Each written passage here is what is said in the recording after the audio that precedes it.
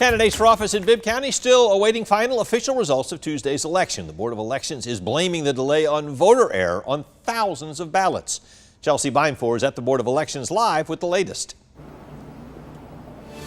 Yeah, Frank, workers have been here for 2 days straight going through these 10,000 ballots that were filled out incorrectly by voters. The chairman of the elections board says, though, that they hope to have that process wrapped up in the next few minutes and should hopefully be giving us some updated numbers this evening. Now, in the meantime, if you are someone that mailed in your ballot, here's what you need to know ahead of a possible August runoff and, of course, the November election.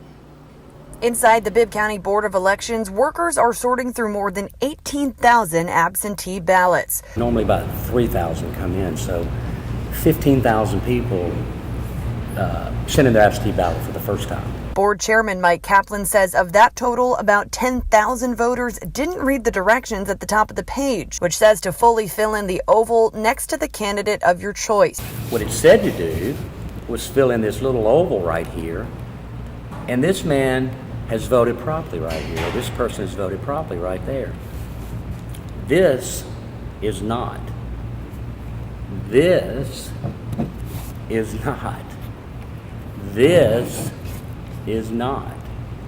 And so when the machine sees anything but this little oval, it kicks it out for quarantine, they call it, which is a terrible name for it these days, but they kick it over to quarantine, which means we have to review it. Elections workers are fixing the errors by hand and entering the choices into Georgia's new voting system. Kaplan hopes voters will learn how to mark the ballots properly before November. Hopefully this is a learning process, because it's been a learning process for us as well here at the Board of Elections, and we hope it's a learning process for the public to help us save some time by staying in the lines.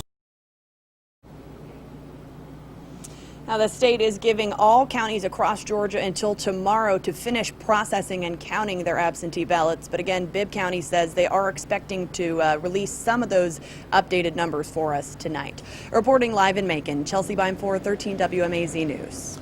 Thank you, Chelsea. Once all the ballots are counted, of course, we'll report the results on air and online at 13WMAZ.com.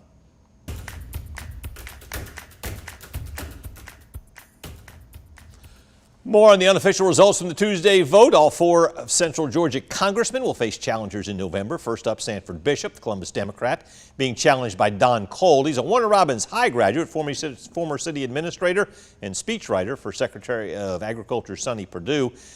District 2 includes Crawford, Macon, Peach, Dooley, and Taylor counties, and most of Bibb County. In the 8th District, Macon Democrat Lindsay Holliday is challenging Congressman Austin Scott. Scott beat 2 Republican challengers Tuesday. That district covers 10 Central Georgia counties, including Houston and part of Bibb. Republican Jody Heiss represents the 10th Congressional District, which includes Baldwin, Hancock, Washington, and Johnson counties. His challenger is Democrat Tabitha Johnson Green, a longtime nurse who lives in Washington County. And Rick Allen, the Republican from Augusta, also has a challenger in District 12. She is Liz Johnson, a Democrat from Bullock County, who's retired from the insurance industry. That district covers Troutland, Laurens, and Wheeler counties.